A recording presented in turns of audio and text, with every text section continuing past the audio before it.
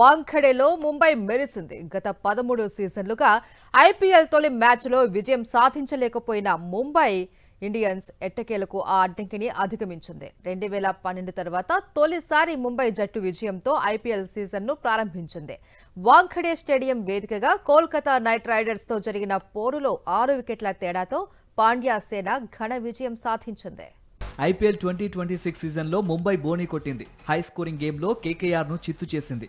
ఈ మ్యాచ్లో ముందుగా బ్యాటింగ్ చేసిన కోల్కతా నైట్ రైడర్స్ నిర్ణీత 20 ఓవర్లలో 4 వికెట్లకు 220 పరుగులు చేసింది. కెప్టెన్ అజింక్య రహానే, రఘువంశీ హాఫ్ సెంచరీలు చేయగా ఫిన్ అలెన్ 37, రింకు సింగ్ 33 పరుగులతో రాణించారు. ముంబై బౌలర్లలో శార్దుల్ ఠాకూర్ 3 వికెట్లు తీయగా హార్దిక్ పాండ్యా 1 వికెట్ పడగొట్టాడు. 221 పరుగుల టార్గెట్ తో బరిలోకి దిగిన ముంబై 19.1 ఓవర్లలో 4 వికెట్లు కోల్పోయి లక్ష్యాన్ని ఛేదించింది. హిట్ మ్యాన్ రోహిత్ శర్మ, మరో ఓపెనర్ రికెల్టన్ హాఫ్ సెంచరీలతో రాణించారు. లక్ష్య ఛేదనలో ముంబై ఇండియన్స్ కు మంచి స్టార్ట్ లభించింది.